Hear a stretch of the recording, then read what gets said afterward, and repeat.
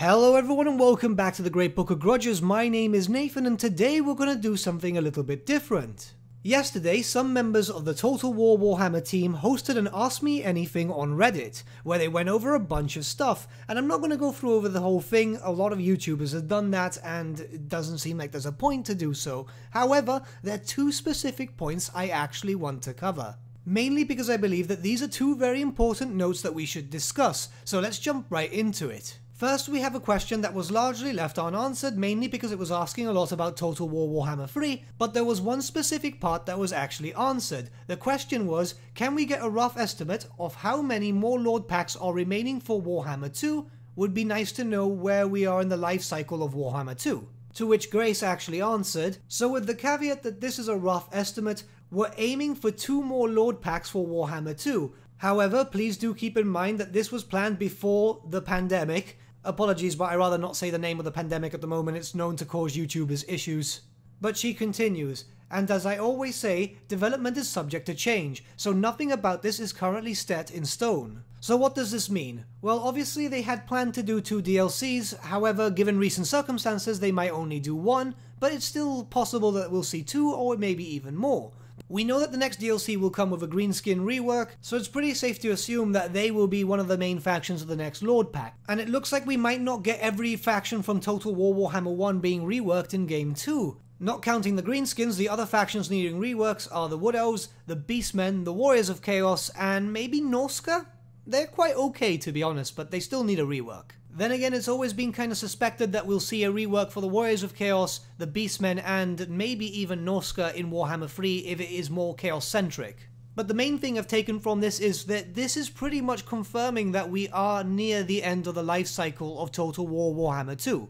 And once we get closer to the final Lord Pack, we'll possibly see a trailer or find out the release date for Total War Warhammer 3. I'm assuming here that the upcoming greenskin rework and the DLC associated with it is one of the final 2 possible DLCs.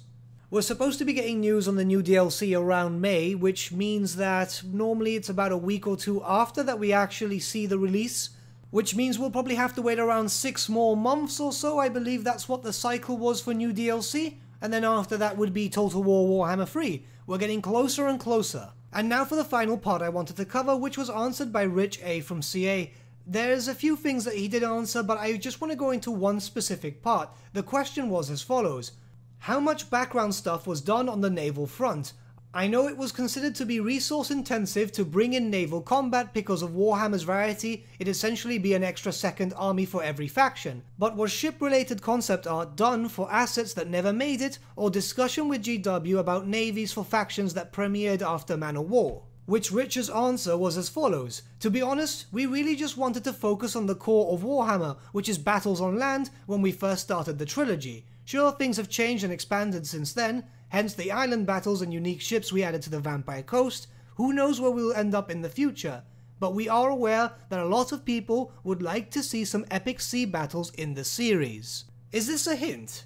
Is this like maybe a little hint that we might start seeing naval battles in Total War Warhammer 3? I don't know, maybe I'm reading too much into this, but it does sound like they might be considering it. Maybe there's some sort of plan now, considering that Games Workshop is looking to make Warhammer the old world. They might be thinking about bringing back Man of War or maybe Dreadfleet, and they thought maybe if they can cross-promote it, it would work out very well, which to be honest is a very smart idea. Honestly, that comment gave me a lot of hope. I'm not trying to hype everyone up, but it just seems like you wouldn't make a comment such as that without being very sure or at least wanting to hint that this could be possible in the future.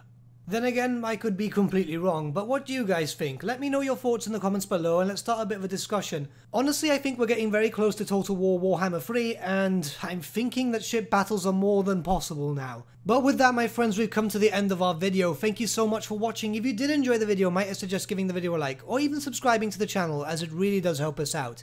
In the description section below, we have various links to various social media platforms such as Facebook, Instagram, and Discord, where you can get in contact with the Great Book team. Also in the description section below, we have an affiliate link with Element Games, where you can buy loads of hobby-based products, not just Warhammer, for 10 to 25% off.